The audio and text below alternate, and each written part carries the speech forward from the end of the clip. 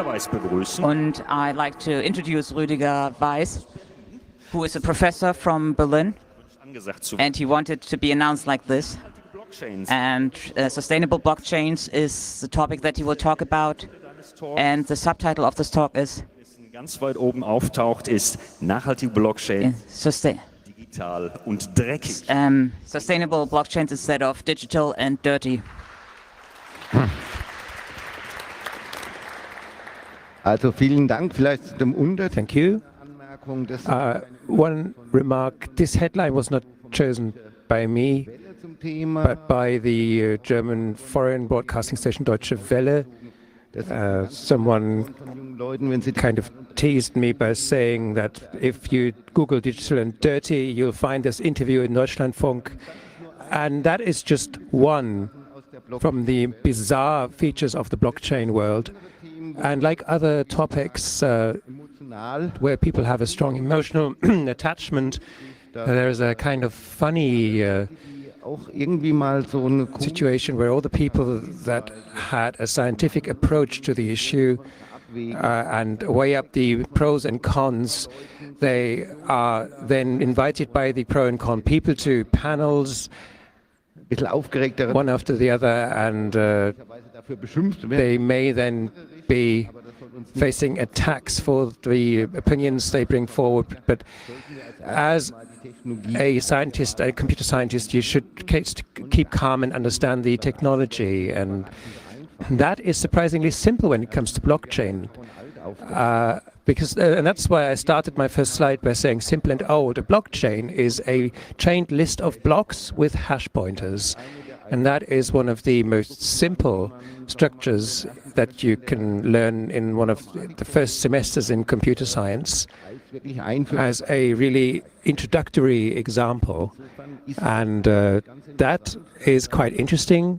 One thing that can be explained in just a few minutes of a lecture by mixing a few other influences and by mixing it with some other influences, it became in very interesting technologies. But as computer scientists, let's approach it and think how you can establish a secure ledger note-taking, and that has been a topic that's been debated in computer science for a number of years. One of the defining papers that's always quoted is from 1990, how to timestamp a digital document. And in the hacker scene, there are some interesting experiments. One is by Ross Anderson from 1996, and even more I had to smile when an old, very old hacker, he was already old when I came into the scene in 1990, that's Lutz Donnerhacke. He also produced an eternal log file, and that must have had a strong influence because the standard URL that I have quoted here is old assets. That's how it starts. And that's been around for decades, and even the people that ran this have always regarded this as an old issue, an old burden. And the surprise then was that Bitcoin developed so strongly later. So what happened with Bitcoin? From literally nothing, suddenly there was a currency system that, if you look at the usual exchange forums and try to approach, still there is a 3-digit billions of currency units strength that Bitcoin has. And of course, a lot of criticism has been raised about the energy consumption of that technology. And one of the decisions that led to the decentralization of the system and the software quality is a bit grueling if you look at it as a hacker, of course, with your judgment is kind of strong, tends to be. And what I would summarize my comments as would be, please do it again properly. And the interesting thing is that some small decisions at the bit level had strong social and economic implications in this currency system. Now, let's try to order the problems to some extent. And as the first and most important issue, I would raise data protection. Bitcoin is a system where a public transaction ledger exists, and it's distributed worldwide. So everything is open. And by definition, things that are written into there cannot be deleted. So for all eternity, in a sense that you will have to define sensibly, of course, but it's all public, open, it cannot be deleted, there's no right to be forgotten. And if you would make up a data protection nightmare, then Bitcoin is quite an interesting candidate. Now, the people that defend the system say, well, there are pseudonyms, and about that I have to say, well, that is kind of deceiving as a sense of security. Pseudonyms are the last line of defense, really, and to some extent, in some aspects, it is a deceptive kind of dissent. I've just noted one item here. It can be attacked with simple graph theory and even perhaps, in quotes, artificial intelligence, to add another buzzword. So you could look at the whole transaction data and see if I'm a bit eccentric, the whole Bitcoin transaction still fit into the RAM of my computer. So if you look at the whole thing, I'm not looking exactly, but they grow at a somewhat mild rate. You can almost have it all in RAM and then run certain algorithms on it. Another question then is, how long will this stay legal? Even the use of pseudonyms is doubted in many areas in the world. Right. Now, concerning data protection, it is problematic. Another interesting aspect is to really consider what the philosophy behind it is. And that is quite interesting because, of course, Bitcoin comes from a libertarian mindset, and there are people that are called crypto-anarchists or capitalism anarchists. It's quite interesting what mixtures of political ideologies there are these days. And the debate whether these people are more happy with or without a state, in particular without a strong state, that is one of the oldest philosophical debates, and that is a very interesting debate as well, which to sharpen one's mind, one really should get into and try and understand the different positions and make up one's mind about their own position. But we are all hackers, therefore we tend to say philosophy is all nice and good, but we have to produce something to attack some real problems. And the interesting thing is, apart from the question whether it's good, if a state does not exist anymore, what do we do in areas where there is no functioning state? Where there is no banking, reliable banking, where there is no state or social control about who can actually join the game. And that is an interesting point that simply got raised by a simple question asking. I am rather clear in my mind that an interesting, from a computer scientific point of view, what's interesting is that there are computers communicating here, and the question then is who is allowed to use these computers, and that is quite strongly linked to the question of access as a whole. And that is a debate where I at one point thought, well, it might be surprising to some people, but the spread of mobile phones is about 1 per person on the planet at the moment. But when it comes to bank accounts, that is much less accessible. So it is an interesting scenario where the possession of a phone, however simple. It doesn't have to be that smart. SMS messaging might be enough. Well, that gives you an opportunity of access. And that, from a hacker's point of view, was led to the thought, well, yes, it's discrimination-free, everyone can use it. And this hacker ideal is not just abstract, it's not just important in an abstract sense, because there are enough countries where, for example, women cannot open a bank account without a male relation giving consent or something. So is this free of discrimination? But there is an interesting dynamic then too, because also children gain access, and that can lead us to the debate, oh great, now children have this freedom. Yes, but you can get the situation where people that want to run businesses then try to capture children and empty their accounts by ringtone subscriptions, which happened in Kenya. These nice abstract issues, does it make sense to give children access to bank accounts? That is not an academic debate. We have had developments that even the Kenyan government had to take note of. Still, this is a technology that, in principle, allows access to anyone. In my view, it needs to be shaped and should be shaped. So this discrimination-free property that people, creatures of all kinds can have the key to an account, that is a small but not unimportant game changer in this area.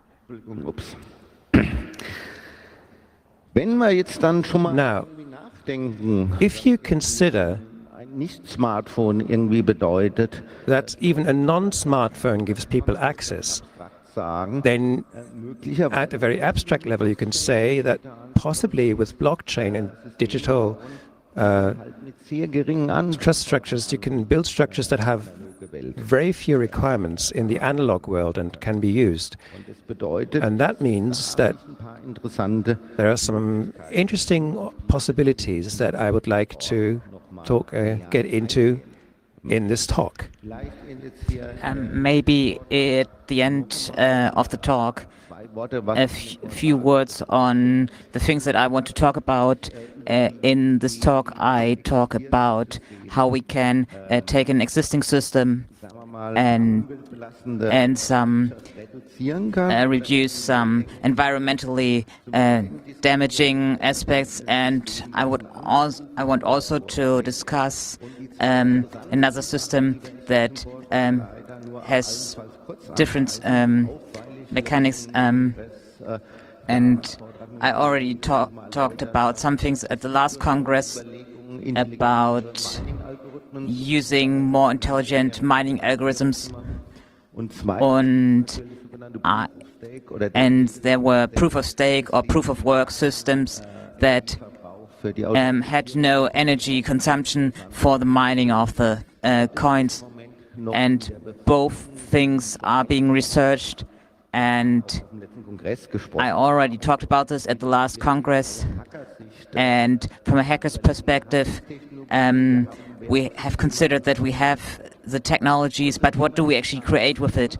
And if you look at the bank systems, there is not really an academic discussion. If you take M-Pesa, which started in Kenya,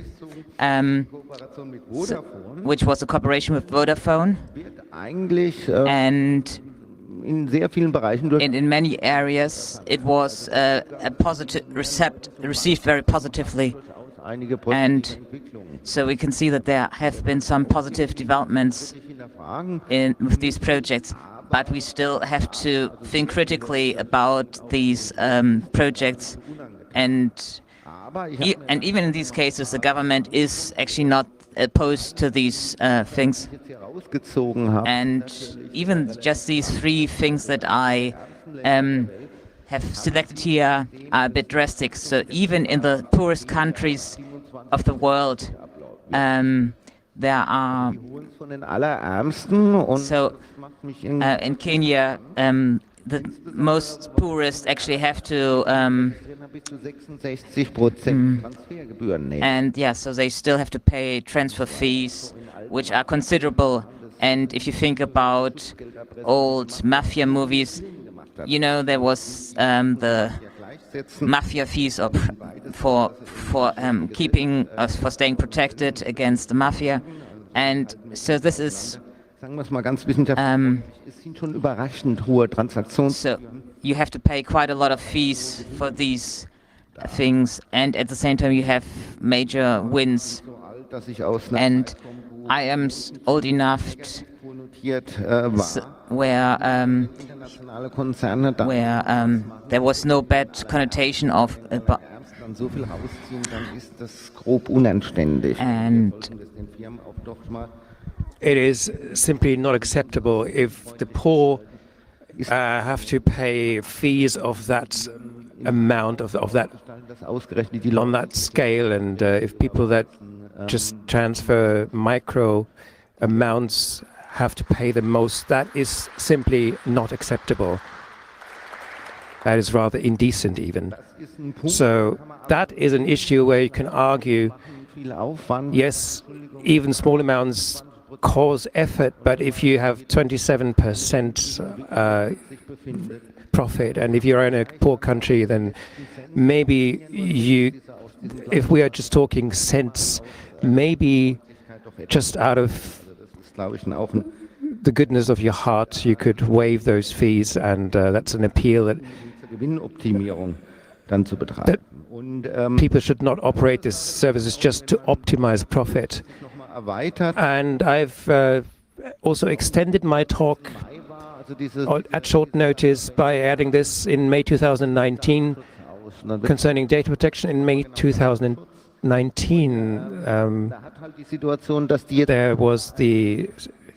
So what is data protection? We have now the issue that these personal data are with private companies, and of course we always say what private companies have, the secret services have as well, but then there is issue number two, what the secret services have, hackers will shortly afterwards have as well. And exactly that happened, because in May, 11.5 million records of users were offered on the black market. The interesting thing now in this was, well, 11.5 million is impressive enough, but if you look closely, these are just the noblest, the most valuable data sets. These 11.5 million are not just names and all kinds of private and security relevant data. This was done professionally. These are people that run gambling services and betting services, and there are lists saying what kinds of transactions these people had made. So, as I said, if you just if you, for example, register a betting company according to the laws of the German state of Schleswig-Holstein, for example, then you'll have some interesting opportunities there. That is not a cynical remark, it's just an analysis of how things work. So if these 11.5 million are just the data which is the elite kind of the data, then let's just assume that these are not the only data that have gone astray. If it's, and maybe much cheaper, the other 30 million could be bought because they're just the peanuts. So the old dilemma, if data are created, the private businesses will sell it, secret services will have it, prosecution authorities will have it, but good or bad news, however you want to see it, these data can then find their way through some kind of channels. They have a certain value, and not all hackers in the world just dream about having badly paid academia positions or run nice illumination in camps. There are people that want to make money out of these activities, and you have to assume that there are people with skills that can get at the data, and the usual hacker saying, well, yeah, data will always be hacked, sorry. No, with M-Pesa, we've just seen it in May, just a few months ago. So again, the remark, if you do not have data protection friendly constructions, then the data will be gone and it will go astray. And I doubt whether society is mature enough to deal with the uncovering of all kinds of data without severe disruptions coming as a result. Now, since we are at that point, of course, then that leads us to something that is even more interesting. Facebook Libra. Some people in my surroundings got quite enraged about this. Capitalists are now taking over emancipatory technologies. Well, yes, as it always happens. And the situation, of course, is what has to be told to the capitalists. These movements do come from an anarcho-capitalist area, so that kind of weakens the whole point anyway. But now let's approach it from a scientifically neutral point of view. Markets have a tendency to become aware of technologies and try to make a profit out of those. Not a surprising thing to say. And if there are ideas to run this all democratically without banks, without services, the service companies will still look and see what they can use. And in the case of Libra, what's very interesting is if you take a step back, this truly is an attack on one of the most valued companies in the world, by one of the most valued companies in the world, which is Facebook, to financial services. They are building a new currency in the beautiful country of Switzerland, which is covered by a pool of currencies, and there are players involved there in a club. Well, the membership of the club costs 10 million, I think, and then some people were then calculating and said if they have a 2 billion account on Facebook and just 1% of the users take part, just to compare that with the size of the largest German banks or the international banks, you can see where this can lead. Again, the debate of data protection, whether it's state or private actors, you could say that this is the worst of both worlds. Facebook will have the data, they will sell it on, they will have the connections to secret services. So we've seen in the case of M-Pesa, Vodafone is not a small or medium enterprise. If there are 11.5 million premium data sets, then it's quite unlikely that not all of the data has kind of escaped. I wouldn't say that M-Pesa has a system that only sees those premium data sets. I don't know. I don't even want to know. But whatever explanation led to this breach could unsettle parts of the population, to quote a former German Interior Minister, Thomas de Maizière. Now, another issue that I would like to add, fairly simple thoughts, but in a hacker camp is a good place to throw these points into the debate. Again, these protocols do mandate further research, because the question of energy consumption can maybe be solved, and I would point to my last Congress talk in that regard. But what I would like to say specifically about sustainable development in blockchain, I have two ideas there, and the one is, and I've tried to use a defining word, infrastructure-free mining, in particular mining with regenerative power sources, and there are some surprising properties in the protocol. that are somewhat friendly towards solar and wind power. And you should perhaps also dream to have the idea of self-financed cloud servers by making the blockchain conduct useful proof-of-work calculations. If you have countries with a problem in their banking systems, problems in their computer industry, computer infrastructure, why not combine this? Of course, this is not the hacker spirit. Hackers just build something in a weekend and build a miner and then just throw it into the desert and suddenly the whole world becomes nice and comfortable. But still, a few thoughts and maybe even calculations should be made to that end. Now, let's look at regenerative power sources, regenerative energies, and the requirements of mining. And mining, interestingly, has a constant power consumption. There are far less fluctuations. Of course, they do exist, but much less fluctuation, even over a longer time scale, than the energy consumption of a modern social economy. To that regard, the options for regenerative energy sources, which always supply a certain base need, is there for them to be used. The option is there. Because this really works with a constant power consumption, and that is a property that solar and wind power have as well. Solar and wind power have strongly fluctuating power generation, and people that in my early days found nuclear power interesting, they thought it's going to be so cheap that you don't even have to have power meters anymore, which wasn't quite realistic, but I'm still smiling.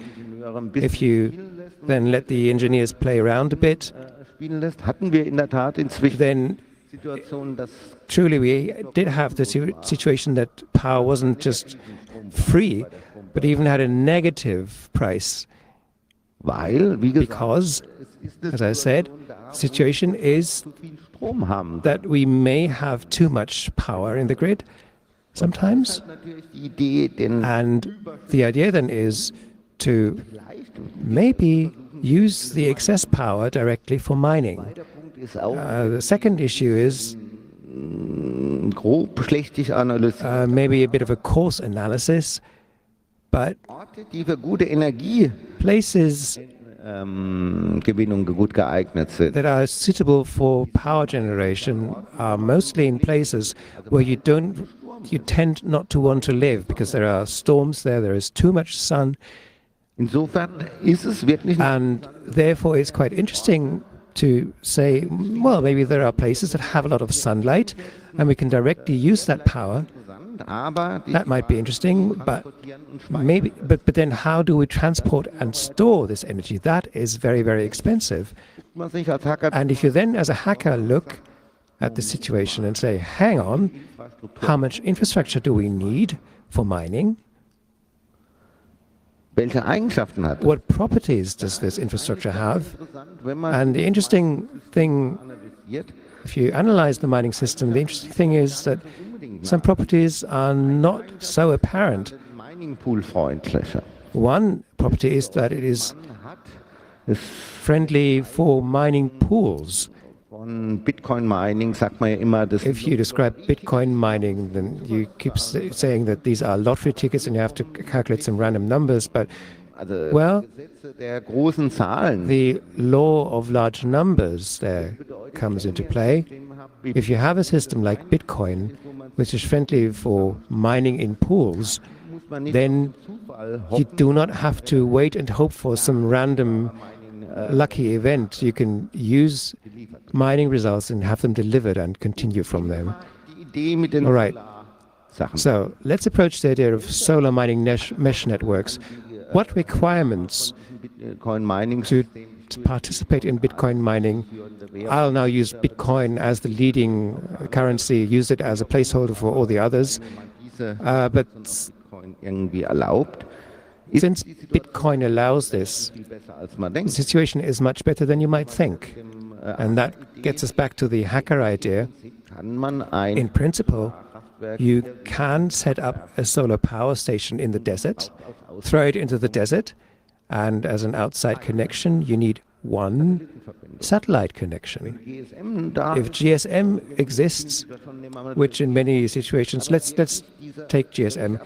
So this very abstract situation, you just throw one computer into the hottest desert where there is no life form would like to stay for any extended amount of time, establish a satellite link. The power for the satellite link we can generate as well. And these are things where many people might say, well, let's calculate if it's going to be worth it, production of all this. But I would say, well, yes, you've understood. We have to calculate. Let's do this. Let's calculate what is possible and what is not. I'm not saying that it can solve the world's problems, but this basic idea, the fact that we have a situation that quite fits the model I've just set up. It's quite imaginable that we build solar mining stations and put them into the desert and connect them to satellites. And as I said, hackers can dream, and for long enough I have been thinking this through to be able to say this is not an absurd idea. Well, I'm a professor, I have the right to have strange ideas, but apart from that, I do really consider this something that you can think of. And on a net political evening of the Digitale Gesellschaft, I linked up with someone from a solar generation project. He introduced systems where they can have trucks with solar panels that really went to African villages in different African countries and supplied services there. And then they had, so it's still planning or being discussed how they do the token system, but there are people working on it. That was quite impressive, and I got to know some other people when I was invited to a ministry, and I'm a mathematician, and there were two numbers that really moved me. So the transaction fees are really affecting the poorest of the people, and 600 million people have no reliable access to energy or to power. And I have to say, and if you have the most radical idea is that we give access to power to these people, and solar power is something very obvious because of the strong solar radiation, and something that I also consider is, and of course there is no infrastructure in these places right now, and if we do it in places where there is few population, then you don't really have much reliability. And of course you have people who just collect scrap metals and who might scavenge whatever we drop there. And what we want to do is use CO3-free power to do the mining, and I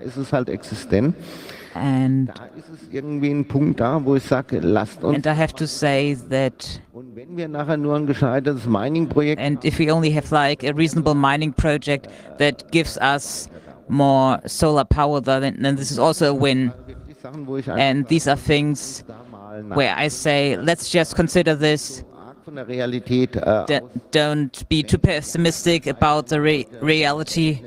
Yes, I know if we do the calculations, then it turns out it's not so easy on an economic level, but still, if there are so many possibilities and opportunities that are unused, that will also heat up the planet, then if we could divert some of that energy or heat, then this is not a bad idea.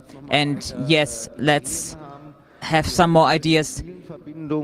If you think about the calculations for if the bills for the mobile connections, you could pay these with the power that you produced, and during the day you could produce solar power, and during the night you could then take advantage of the money that you've earned. And if we make the systems more intelligent, then that's something worth thinking about. And the other fundamental approach is that Bitcoin involves a lot of efforts to do a lot of calculations based on random numbers. And what I found interesting is an alternative, which is proof of space. And I think in the next couple of weeks and months we will have some more interesting results.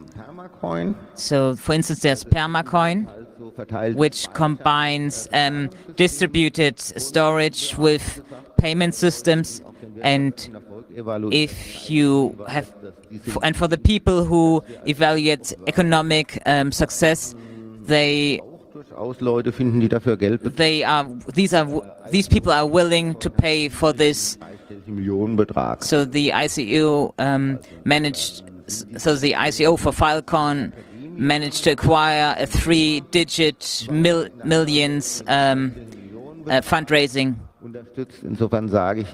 And therefore, I think that young people can look into it and maybe come up with some good ideas.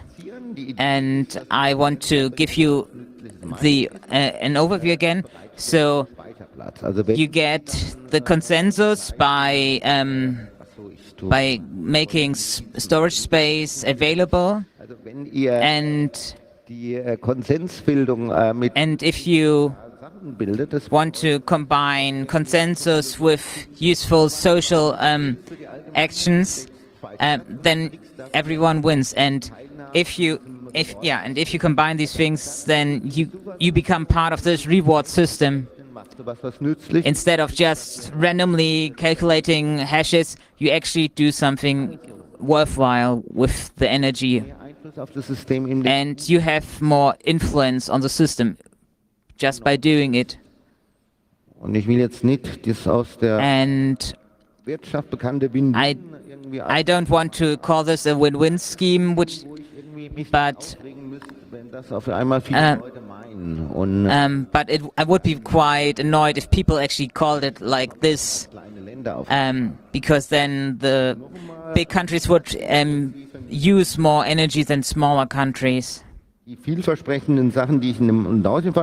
one of the promising things that I've seen is that we use regenerative energies, and let's combine these properties. And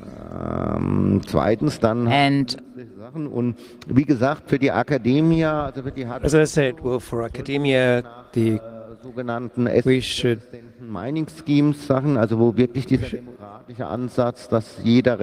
we should try and find democratic approaches where each computer has a say, and then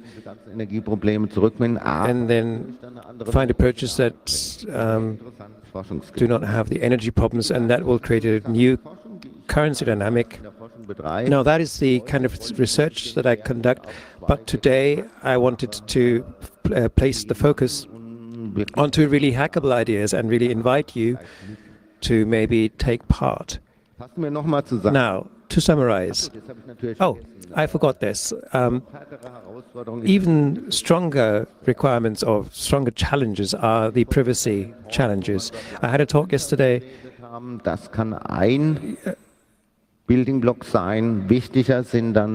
a certain form of economy that could be a building block in certain knowledge protocols. Now that surely is an interesting approach for research to nützlich. conduct some mathematically challenging and useful research. So again, protecting privacy Gut durchdachte Mathematik. requires very well thought through mathematical ideas. So all the mathematicians are invited to take a deeper look. And then I said, proper cryptography. As I said, we should consider, do we want people with a lot of money enter the system and generate a lot of CO2, which on the other hand would stabilize the currency. That may sound horrific, but if you approach it cynically, you could say that the CO2 generation is quite strongly correlated with the value of the currency. So cynically said, if you're ready to burn this and that amount of power for Bitcoin, then it is worth something to you. You shouldn't forget that either. The large power consumption does mean that Bitcoin, even against state attacks, has a certain amount of resistance and resilience. And the people that pay for hardware for mining Bitcoins, they use a technology in processor building, but I'm going to be mean now, but technologically they're quite in the middle between Intel and AMD. I think they have finer structures than Intel these days. So in that regard, it's quite interesting.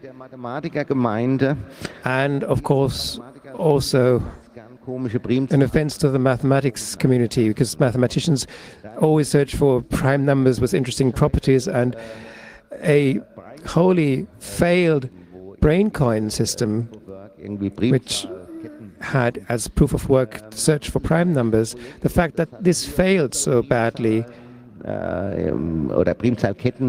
even though it found chains of prime numbers with interesting properties better than the scientific community had, the fact that this failed is kind of denigrating to the mathematics community,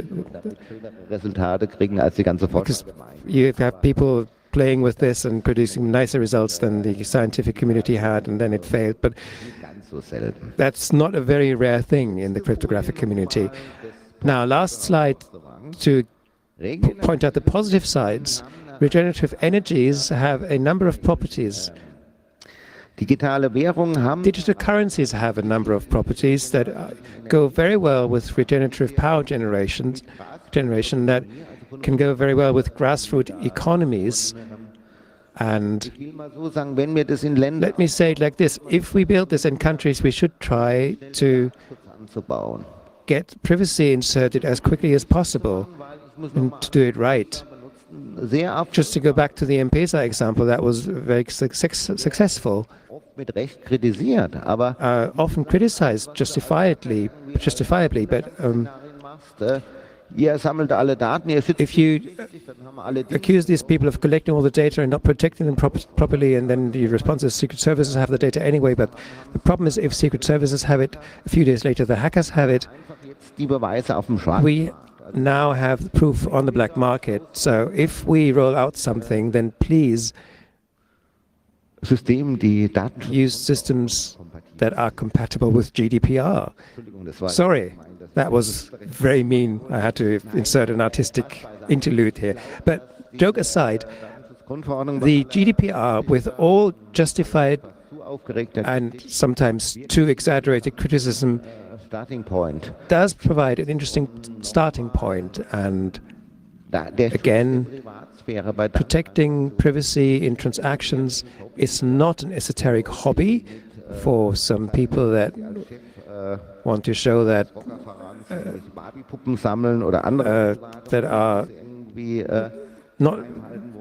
It's not about the head of the rocker club hiding the fact that he collects Barbie dolls. No, this is about very sensitive data that is out there on the market, and these 11.5 million data sets can easily be converted into threat mails and blackmail, and very simple experiment that I can run on these data. And just if you just think for a couple of hours you can write a few Python scripts that can create an enormous amount of unrest. So my appeal to politicians is don't believe that society has matured enough to make the protection of private data obsolete.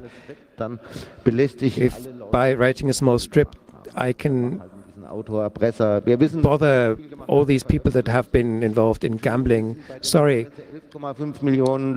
if you're thinking of 11.5 million people who then go, and just 1 per 1,000, 1 per mil would then respond to blackmail, that would generate a lot of money too. The research about sustainable cryptography, let's look at the research there. There are some interesting ideas there, and I said that data protection should be at the very base of it, and that is work for everyone. Mathematicians should think about zero knowledge, and computer scientists should start implementing these old protocols, and we should all work together and talk to each other and try to make technology better. Thank you. Thank you very much. Also eine Punktlandung. Yes, a perfect landing. Rudi, thank you. Now, sustainable blockchain instead of digital and dirty. Now, this is your applause.